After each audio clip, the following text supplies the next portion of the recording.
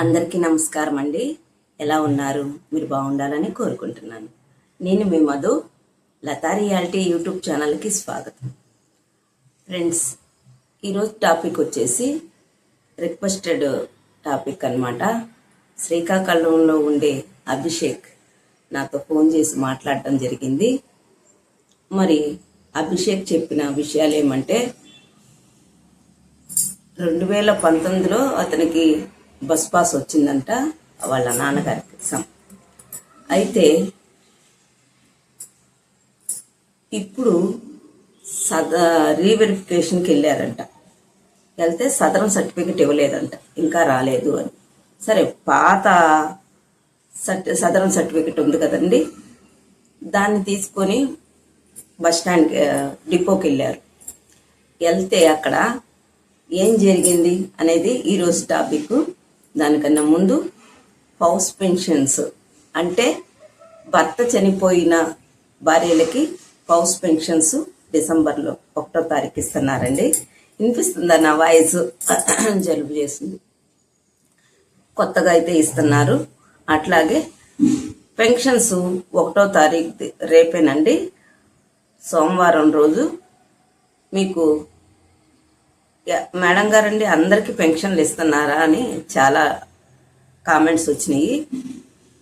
మీకైతే కొత్త సదరం సర్టిఫికెట్ మీ చేతికి రాలేదు కదా, వెరిఫికేషన్కి వెళ్ళిన కొత్త సదరం సర్టిఫికెట్ మీ చేతికి రాలేదు కాబట్టి ప్రతి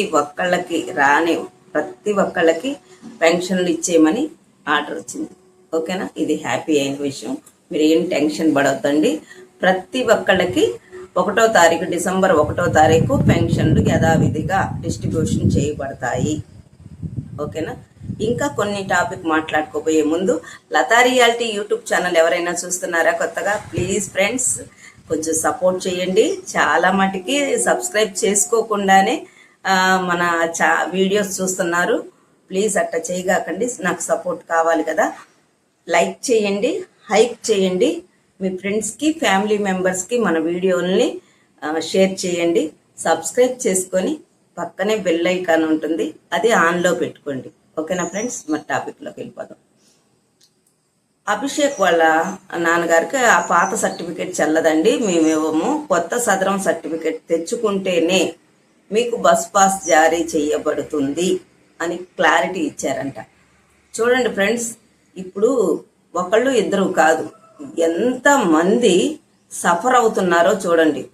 బోగస్ పెన్షన్లు వెరిఫికేషన్లో తీసేస్తాము అనే ప్రక్రియ మొదలుపెట్టి నిజమైన దివ్యాంగుల్ని రోడ్డున పడేసేదాకా తీసుకొచ్చారు. ఇక్కడ నష్టపోతుంది ఎవరు? మనము. నిజమైన దివ్యాంగులు ప్రతి చోట అన్యాయమే జరుగుతూ ఉంది. ఇప్పుడు అవి ఎమ్మటే రీఅసెస్మెంట్ చేసేసి, హెల్త్ చెకప్లు చేసేసి ఆ సచివాలయం ద్వారాగా పంపించేస్తే ఇతను అభిషేక్ వాళ్ళ నాన్నగారు లాగా వాళ్ళు చాలా వెయ్యి ప్రయాసాలు కోర్చుకొని అక్కడికి పోయి రెండు సార్లు తిరిగి మళ్ళీ ఇవ్వము అని చెప్పి ఇచ్చేసే అవసరం ఉండకపోదును. ఆ కొత్త సర్టిఫికెట్ ఇచ్చేస్తే ఆ పర్సంటేజ్కి తగ్గట్టు వెళ్ళి బస్ పాస్ తెచ్చుకొని ఉండేవాళ్ళు. ఇదొకటి. ట్రైన్ పాసుల విషయంలో కూడా ఇదే జరిగిందంట. ట్రైన్ పాసులు కూడా మేము పాతయి ఇవ్వము, నాట్ అలౌడ్, కొత్త సదరం సర్టిఫికెట్ తెచ్చుకొచ్చి దాంట్లో ఉన్న పర్సంటేజ్ని బట్టే మేము ట్రైన్ పాసు ఇస్తాము. చూడండి, ఇక్కడ కూడా అన్యాయమే జరిగింది. ఎక్కడ మీరు దివ్యాంగులకు కరెక్ట్ న్యాయం చేస్తున్నారు? ఎప్పుడు చేస్తున్నారు? బస్ పాసులు, ట్రైన్ పాసులు, మాకు రావాల్సిన సర్టిఫికెట్లు, మా పర్సంటేజ్లు, మమ్మల్ని తిప్పలు పెట్టి ఇక్కడి నుంచి అక్కడికి, అక్కడి నుంచి ఇక్కడికి అని చెప్పేసి చేస్తున్నారు.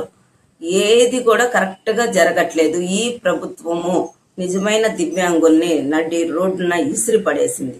ఇది కన్ఫామ్. ఎందుకంటే మీరు ఆలోచించండి, ఇక్కడ గతంలో ఇచ్చిన సదరం సర్టిఫికెట్లో ఉన్న పర్సంటేజ్ని తగ్గించేశారు, పూర్తిగా తగ్గించేశారు. ఇప్పుడు బాధాకరమైన విషయం ఏమంటే కనీసం 40 కన్నా తక్కువగా వేసేసి 37, 38, 39లో వేసేసి వాళ్ళ పెన్షన్లు వాళ్ళు పొట్టగొట్టేశారు. వాళ్ళు దివ్యాంగులే కాదని చెప్పట్లా, అలాంటి దివ్యాంగులను కూడా తీసేసి ఇప్పుడు కొత్త పెన్షన్లు నాకు చాలా రిక్వెస్టెడ్గా వస్తున్న ఇదేంటంటే కామెంటు, కొత్త పెన్షన్లు ఎప్పుడు? ఉన్న పెన్షన్లే తీసేశారు మనకి. ఇక్కడ ఎంతమంది బాధపడుతున్నారు, ఎంతమంది బాధాకరమైన విషయం. కొత్త పెన్షన్లు ఇప్పుడంటూ ఇవ్వడం అంటూ జరగలేదు ఫ్రెండ్స్. ఎప్పుడు అసలు అధికారికంగా ప్రకటనే లేదు. ఆ జనవరిలో అవ్వచ్చు, ఫిబ్రవరిలో అవ్వచ్చు, ఎప్పుడు అవ్వచ్చో తెలీదు. కొత్త పెన్షన్లు అయితే ఇవ్వటం లేదు. ఓకేనా? ఇంకా అధికారికంగా ప్రకటన రాలేదు.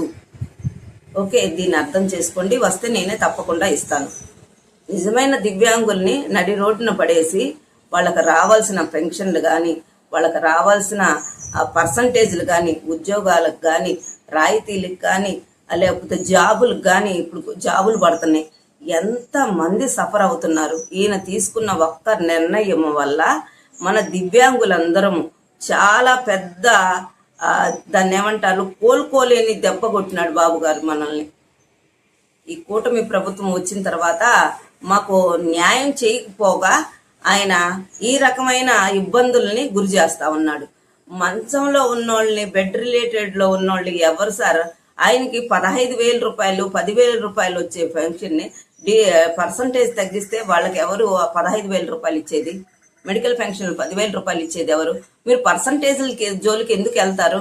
పర్సంటేజ్లతో మీకేమైనా పని ఉందా? మేము బోగస్తా కాదా? ఎస్ఆర్ వికలాంగులు అవునా కాదా? ఇది మాత్రం కదా చూడాలి మీరు. మేము వికలాంగులు కాకపోతే తీసేయండి, దాన్ని ఎవ్వరు ఏలెత్తి చూపిరు కదా మీకు. అలాంటప్పుడు మా దివ్యాంగులనే టార్గెట్ చేసి, అంటే ఈ డబ్బులు వస్తే కొత్త పెన్షన్లు ఇద్దాం అనుకుంటున్నారా? మొన్న న్యూస్ వచ్చింది, 14 ఎకరాల్లో ఎన్నో వేల 360 ఎకరాల్లో కొన్ని కోట్లు పెట్టి 206 కోట్లు పెట్టి అధునాతనమైన పార్కులో ఏందో కడుతున్నారంట.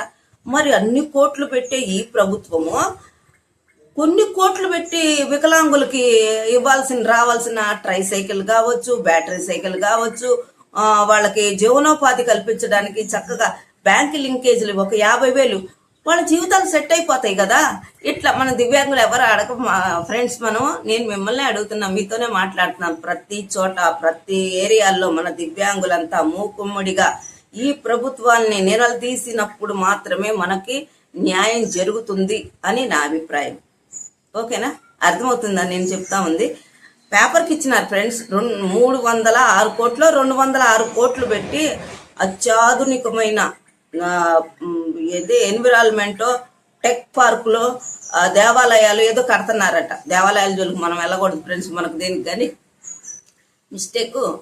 ఇవి ఇన్ని వేల కోట్లు పెడుతున్నప్పుడు వికలాంగుల పెన్షన్లే కావాల్సి వచ్చిందా? వికలాంగుల ఏమైపోతుంది? 3,000 4,000 5,000 అట్లాగే కదా ఇస్తున్నారు. కోట్లు ఎక్కడ, వేలు ఎక్కడ? మా మీద పిచ్చుకు మీద బ్రహ్మాస్త్రం చేస్తా ఉన్నారే, ఇది కరెక్ట్ కాదు. ఓకేనా? మా దివ్యాంగుల్ని ఇట్లా ఉసురు పోసుకొని మమ్మల్ని ఇంత బాధ పెట్టి మీరు ఏమి ఇది చేసుకుంటారు? ఆ కోతలు విధించిందంతా వాళ్ళ కడుపు మంట, వాళ్ళ బాధలు. 40 బెంచ్ మార్కు 40 కదా, 39 వేసినోడు ఒక్కటే వేయలేవా? ఆయనకి ఆల్రెడీ 60% ఉంది. 60% ఉంటే నువ్వు 45 వెయ్యి, 40 వెయ్యి కనీసము. ఏమి డాక్టర్లు అండి, మీకు కళ్ళు ఉండయ్యా అసలు? ఇన్ని రకాల ఇబ్బందులు మన దివ్యాంగులు కల్పిస్తున్నారు ఫ్రెండ్స్. నేను వచ్చే వీడియో అంటే 3 క్వశ్చన్లు వేస్తారంట 1వ తారీఖు. మీరు తప్పకుండా IVRS దాని ద్వారాగా కాల్స్ వస్తాయంట. దాన్ని జాగ్రత్తగా విని, ఏదంటే అది నొక్కే కాకండి. మరొకసారి చెప్తున్నాను, ఏదంటే అది నొక్క కాకండి. జాగ్రత్తగా విని మధ్యాహ్నం తర్వాత 1వ తారీఖు 2వ తారీఖు వస్తాయి. 2వ తారీఖు దాటితే పింఛన్లు ఎవరు? నెక్స్ట్ జనవరిలో తీసుకోండి. డిసెంబర్ పింఛను, జనవరి పింఛను. ఇది ఒక అప్డేట్. స్పౌస్ పింఛన్లు, భర్త చనిపోయి భార్యలకి కొత్త స్పౌస్ పెన్షన్లు ఇస్తున్నారు. ఓకేనా? మీరందరూ దీన్ని గుర్తుపెట్టుకొని 3 ప్రశ్నలు మీకు మళ్ళీ ఇంకోసారి చెప్తున్నా. మీకు కనుక ఇచ్చే పెన్షన్లో కోతలు విధిస్తున్నారా? సరిగ్గా ఇస్తున్నారా ఇవ్వట్లేదా? ఇస్తే ఎస్ ఒకటి నొక్కండి. ఓకేనా? మీ పట్ల అగౌరవంగా మర్యాదగా లేకుండా మాట్లాడుతున్నారా? ఎస్ అయితే ఎస్, నో అయితే నో. మీకు దగ్గరలోనే 300 మీటర్లు దగ్గరలోనే పెన్షన్ ఇస్తున్నారా లేదా? ఈ 3 ప్రశ్నలు ఉంటాయి ఫ్రెండ్స్. మరొకసారి గుర్తు చేస్తున్నాను. ఓకేనా? చక్కగా విని నిజమైతే నిజము, కాదైతే కాదు, 1 ఆర్ 2 విని నొక్కండి. ఓకేనా? మీకు ఎటువంటి అప్డేట్స్, ఎటువంటి ఇదైనా కానీ నాకు కామెంట్ రూపంలో తెలియజేయండి. ఆ అబ్బాయి ఊరు పేరు కూడా చెప్పాడు కాబట్టి నేను చదువుతున్నాను. ఓకేనా? మరొక ఇంట్రెస్టింగ్ అయిన టాపిక్తో నేను మీ ముందు ఉంటాను. Thanks for watching. Thank you అండి.